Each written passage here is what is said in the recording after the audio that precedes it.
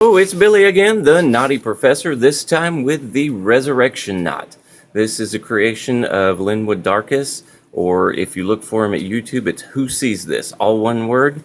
He has some amazing tie designs, and as always, props where props is due. This guy is a tie tying genius. Plus, he has some really good looking ties, too.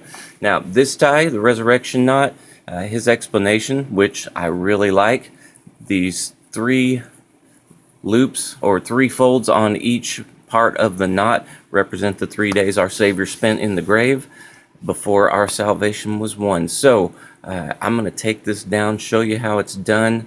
It is one of the harder knots that I've tied just because getting it just right takes a little time. But if you can master this, you can do virtually any tie. So I'll take this down, show you how it's done, and we'll see how it goes. Alright, so this tie is tied with the tail of the tie, the little end. It's a little bit hungrier than the Trinity knot that we just went over, but we're going to see what we can do with this. Now, the blade, the tip of the blade of your tie should be right about at your belly button, because since this comes off of the Trinity knot after the Trinity knot's done, it's going to use up pretty much the rest of your tie. So, let's start off. Collar popped up,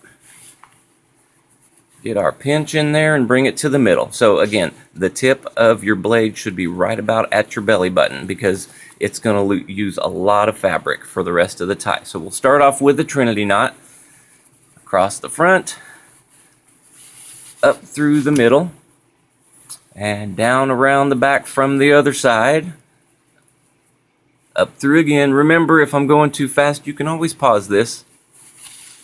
So we've got our basic delta shape right here, upside down delta if you want to be technical.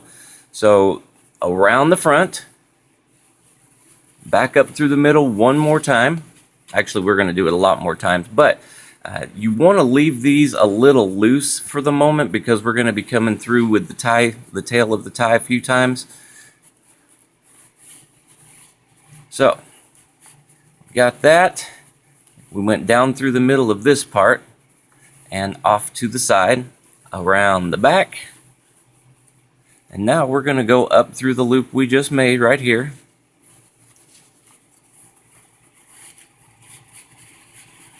And so there we've got the basic Trinity knot.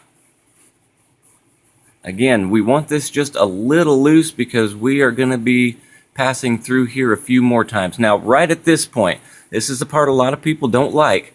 I want you to fold your tie in half from what's left to the tail. And we're going to put it not through the middle, but down through this side. Alright, so now we're going to pass through all of these again with the folded part. See how that's going to look? It's pretty awesome. I love this knot. So, trying my best to keep my tie folded. I'm going to pass right up through here.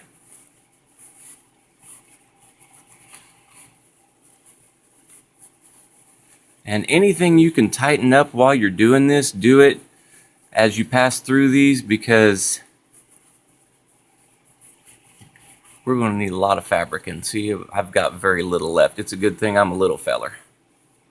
Alright, so now with this part still folded, up around the back,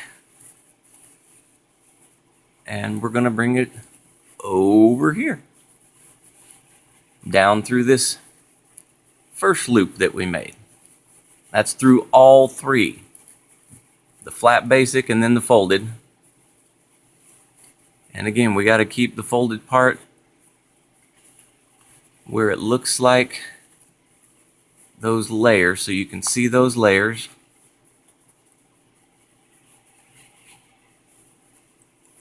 And again, this is one of the toughest knots I've ever tied, but it is so worth it in the end because the finished product is awesome. And see there, I don't have enough fabric left, so I'm going to pause this and I'm going to do some wrangling so that we can make this last pass.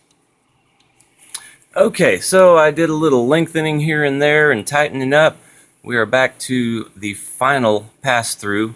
So once we've come down through here, We're going to loop it around the back and bring it across this, tuck it up in here.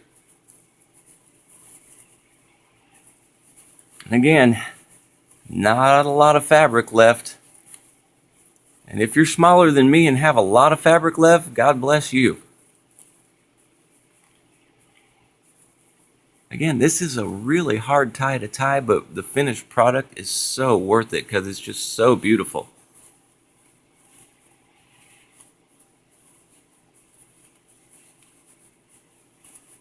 So I've done some cinching here and there, a little beautifying, and there you have it. Cinch it up close to your neck. The resurrection knot. So I'm popping my collar down.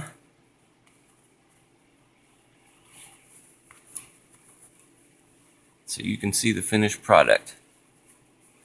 Now, if you need a lot of length, I'd recommend wearing a vest. That way your tie doesn't have to come down so far. You can hide how short it is with the vest. But that is the finished resurrection knot. Happy Easter again. And remember the reason for this. And I hope that you have a lot of luck tying this tie. It does take some practice. But like I said, when it's done, it is a gorgeous knot. Real eye catcher. So happy Easter, and we'll see you next time.